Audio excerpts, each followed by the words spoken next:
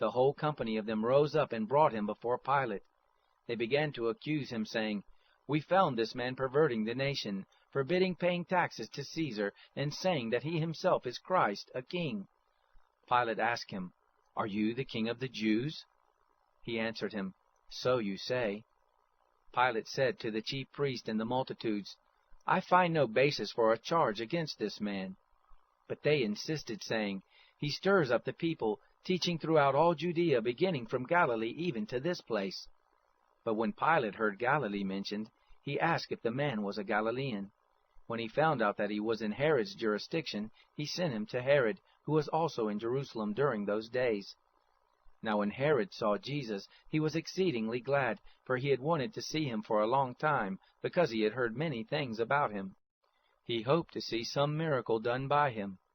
He questioned him with many words, but he gave no answers.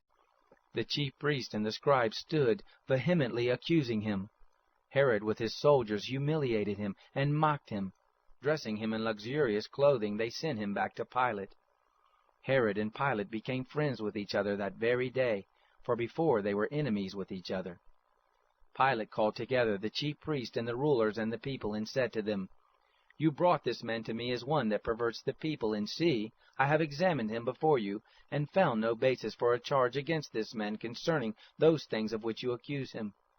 Neither has Herod, for I sent you to him, and see, nothing worthy of death has been done by him.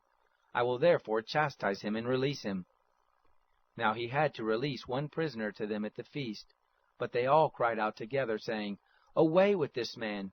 Release to us Barabbas," one who was thrown into prison for a certain revolt in the city, and for murder. Then Pilate spoke to them again, wanting to release Jesus, but they shouted, saying, "Crucify! Crucify him!" He said to them the third time, "Why? What evil has this man done? I have found no capital crime in him. I will therefore chastise him and release him." But they were urgent with loud voices, asking that he might be crucified. Their voices and the voices of the chief priests prevailed. Pilate decreed that what they asked for should be done.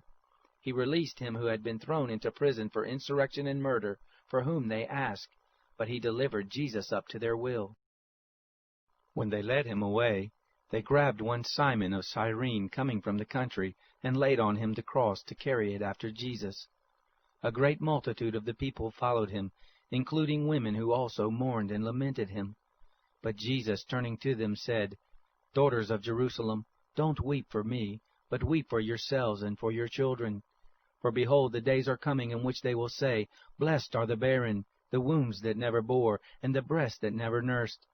Then they will begin to tell the mountains, 'Fall on us,' and to the hills, 'Cover us.' For if they do these things in the green tree, what will be done in the dry?"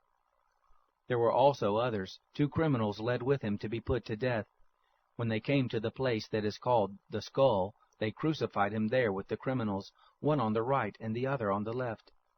Jesus said, "Father, forgive them, for they don't know what they are doing." Dividing his garments among them, they cast lots.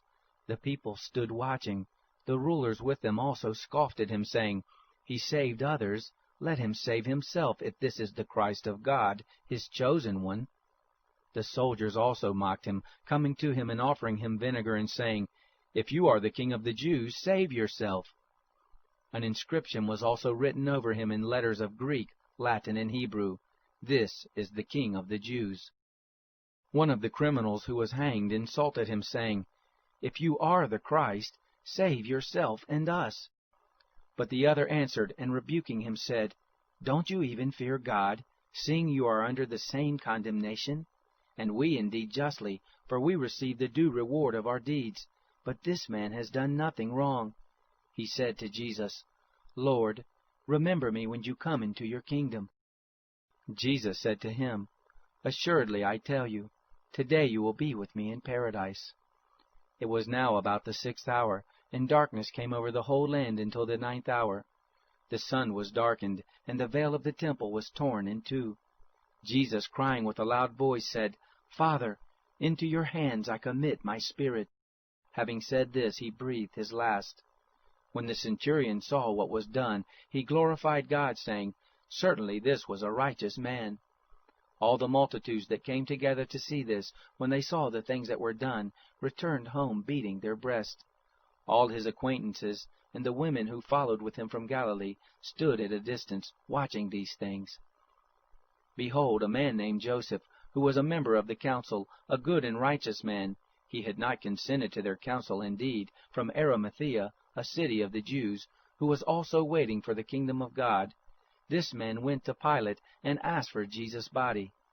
He took it down and wrapped it in a linen cloth, and laid him in a tomb that was cut in stone, where no one had ever been laid. It was the day of the preparation, and the Sabbath was drawing near. The women who had come with him out of Galilee followed after and saw the tomb, and how his body was laid. They returned and prepared spices and ointments. On the Sabbath they rested according to the commandment.